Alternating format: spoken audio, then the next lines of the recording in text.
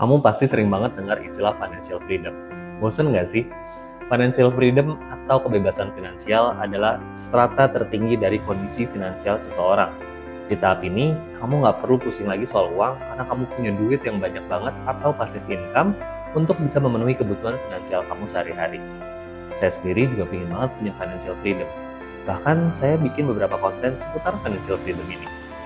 Tapi sayangnya, kamu tahu nggak? Kalau financial freedom ini sebenarnya masih jauh banget dari rata-rata kondisi finansial manusia Indonesia, termasuk saya. Nah, makanya di video ini saya mau share sesuatu yang menurut saya lebih penting daripada financial freedom.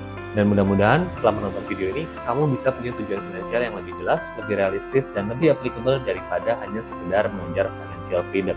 Dan di akhir video ini, saya akan share beberapa tips supaya kamu tetap bisa menikmati dan happy dengan kondisi finansial kamu dalam perjalanan kamu menuju financial freedom. Hai, saya Johan. Sebagai seorang profesional yang sudah berkecimpung lebih dari 15 tahun di industri keuangan, saya ngerti sedikit banyak mengenai uang. Dan di channel ini, saya ingin share lebih banyak mengenai ilmu perencanaan keuangan dasar dan juga mengenai mindfulness atau wisdom tentang uang. So, stay tune. Di zaman digital seperti sekarang ini, semua serba cepat dan mudah. Mau makan, tinggal pesan online. Mau kemana-mana, tinggal pesan transportasi online. Bahkan mau cari jodoh pun bisa lewat aplikasi online. Makanya sekarang banyak juga orang yang ingin cepat kaya dengan cara yang instan dan mudah, supaya bisa cepat dapat financial freedom tadi. Nah, masalahnya, nggak semua hal bisa kamu dapetin secara instan. Good things take process. Contohnya, butuh proses dan waktu yang lama untuk kita bisa membangun sebuah bisnis atau karir yang sustain. Kita juga butuh waktu dan proses untuk bisa membangun sebuah keluarga yang bahagia atau menjaga pernikahan. Ini sama halnya seperti perjalanan finansial kamu. Untuk bisa mencapai suatu financial freedom atau kebebasan finansial, butuh waktu dan proses yang tidak sebentar. Dan ini yang suka orang ngegampangin, pingin ambil jalan pintas. Makanya banyak orang kena investasi bodong, trading ikut-ikutan, dan kena PHP atau harapan palsu dari orang-orang yang nggak pernah menjawab. Maksudnya pingin untung, malah jadi buntung. Sayangnya lagi, banyak orang yang punya motivasi yang salah terhadap financial freedom. Mereka berpikir bahwa financial freedom ini bisa menjawab semua masalah dan bisa membuat mereka bahagia. Enak ya, kalau gue punya financial freedom, kayaknya gue mau rebahan tiap hari. Atau gue pingin jalan-jalan tiap hari deh, atau bahkan party setiap hari.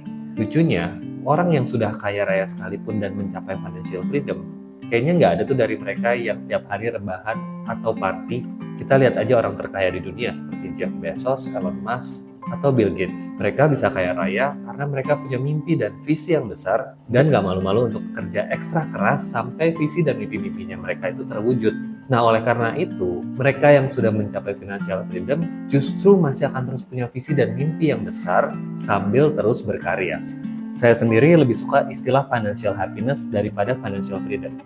Karena nyatanya, gak semua orang bisa punya financial freedom. Gak semua orang bisa seperti Warren Buffett atau Mark Zuckerberg. Tapi semua orang bisa dan berhak punya financial happiness. Mau kamu saat ini sedang meniti karir, nabung untuk uang darurat, atau bahkan mempersiapkan dana pensiun. Kamu dari keluarga yang gak mampu, atau kamu seorang sandwich generation yang punya tanggungan untuk memenuhi kebutuhan keluarga dan orang tua. Kamu tetap bisa punya kebahagiaan finansial. Lewat channel ini, saya punya visi supaya kamu gak cuma punya literasi keuangan yang baik, tapi juga punya mindfulness atau wisdom mengenai uang. Supaya kamu bisa menikmati, mensyukuri, dan tetap bahagia apapun kondisi finansial kamu saat ini dalam perjalanan kamu menuju financial freedom. Jadi, gimana caranya kamu supaya bisa mencapai financial happiness atau kebahagiaan finansial? Di sini saya akan share beberapa tips. Yang pertama, tentukan tujuan finansial yang jelas. Kamu bisa mulai dari yang paling sederhana dan realistis. Contohnya menabung untuk dana darurat. Dana darurat itu minimal 3 kali dari pengeluaran bulanan kamu. Misalnya kamu punya target untuk memenuhi dana darurat selama 6 bulan ke depan. Setelah terpenuhi, jangan lupa untuk kasih self reward untuk diri kamu supaya kamu semakin termotivasi untuk melanjutkan ke target keuangan yang lain. Yang kedua, buat budget bulanan supaya kamu tahu uang kamu ini kepake untuk apa aja sih. Supaya kamu juga bisa mengalokasikan uang kamu untuk hal-hal yang penting dan juga untuk hal-hal yang bikin kamu happy dan bahagia. Contohnya untuk hobi. 3. Punya asuransi dan investasi. Salah satu faktor yang menentukan kebahagiaan finansial itu adalah dengan adanya peace of mind atau ketenangan pikiran. Dengan punya asuransi, kita jadi punya ketenangan pikiran atau peace of mind karena kita tahu orang-orang yang kita cintai akan terlindungi pada saat resiko yang tidak terduga bisa terjadi. Kemudian punya investasi. Apakah kita sedang menabung untuk dana pendidikan anak, DP rumah pertama, atau mempersiapkan uang pensiun, kita juga jadi lebih tenang karena punya kesiapan lebih untuk masa depan kita. Yang keempat, investasi diri sendiri. Seperti kata Warren Buffett yang saya yakin kamu juga pernah dengar, the best investment is in yourself.